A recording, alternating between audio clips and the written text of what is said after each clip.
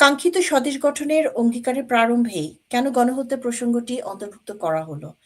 তার কারণ অন্বেষণ করতে হলে একটি প্রশ্নের উত্তর অনুসন্ধান প্রয়োজন। গণহত্যা কি হঠাৎ করে ঘটে?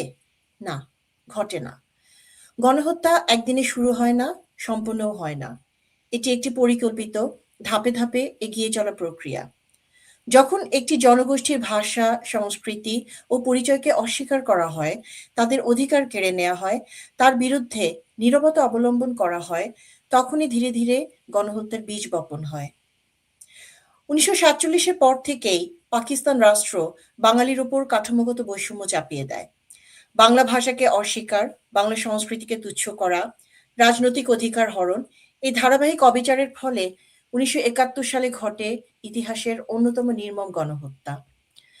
পাকিস্তানি সেনাবাহিনী ও তাদের স্থানীয় সহযোগীরা লক্ষ্যভিত্তিক সহিংসতা চালায় ৩টি সুরক্ষিত গোষ্ঠীর বিরুদ্ধে: জাতীয় তথা বাঙালি জনগোষ্ঠী, রাজনৈতিক, বাঙালি জাতীয়তাবাদের প্রতিনিধিত্বকারী আওয়ামী লীগ ও সমর্থক এবং ধর্মীয় তথা হিন্দু সম্প্রদায়। আন্তর্জাতিক অপরাধ আদালত আইনের অধীনে এই গণহত্যার বিচার হয়েছে এবং ধর্ষণকে গণহত্যার অংশ হিসেবে স্বীকৃতি দেওয়া হয়েছে।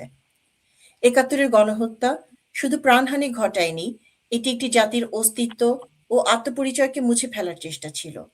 সাংস্কৃতিক গণহত্যারও চেষ্টা হয়েছিল। মুক্তিযুদ্ধের মাধ্যমে আমরা স্বাধীনতা অর্জন করি, কিন্তু সে রক্তক্ষয়ী জন্মের স্মৃতি আজও আমাদের জাতীয় পরিচয়ের মূলে প্রথিত।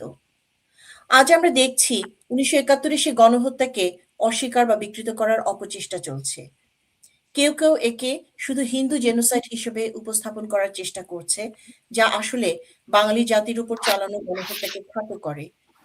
নীরবতা কখনো নিরপেক্ষতা নয়, এটি অন্যায়কে উৎসাহিত করে। ইতিহাসের বিস্মরণ ভবিষ্যৎ নতুন গণহত্যার পথ সুগম করে। ২০২৪-এর জুলাই-আগস্টের পর আমরা আবার দেখছি রাজনৈতিক প্রতিহিংসায় আওয়ামী লীগ কর্মী, হিন্দু ও অন্যান্য সংখ্যালঘুদের ওপর নির্যাতন ও হামলা। এটি আমাদের স্মরণ করিয়ে দেয় যে শিকার যেন নিজে অত্যাচারিতে পরিণত না হয়। গণহত্যা প্রতিরোধের জন্য আমাদের স্পষ্ট অবস্থান নিতে হবে: অতীতের বিচার, বর্তমানের সতর্কতা এবং ভবিষ্যতের সুরক্ষা। ১৯৪৮ সালের জাতিসংঘের গণহত্যা কনভেনশন বলে, গণহত্যা আন্তর্জাতিক অপরাধ, যার কোনো সময়সীমা নেই। আমাদের বর্তমান ও ভবিষ্যৎ প্রজন্মের দায়িত্ব হলো ৭১-এর সত্যকে সংরক্ষণ করা, বিকৃতির বিরুদ্ধে সোচ্চার হওয়া এবং যেকোনো স্থানে যেকোনো গণহত্যার বিরুদ্ধে নৈতিক অবস্থান নেওয়া। তাই এই বাংলাদেশ সনদ শুধু একটি দলিল নয়, এটি একটি আহ্বান, ইতিহাস জানার আহ্বান, সচেতন হওয়ার আহ্বান এবং যেখানেই অন্যায় সেখানেই উচ্চকিত হওয়ার আহ্বান। গণহত্যাই আমাদের জন্ম, আমরা হয়ে ওঠা। সেই রক্তাক্ত ইতিহাস থেকে উঠে আসা জাতীয় পরিচয়কে নৈতিক ভিত্তিতে দাঁড় করানোই আমাদের প্রত্যাশা। সবাই ভালো থাকবেন। ধন্যবাদ। জয় বাংলা।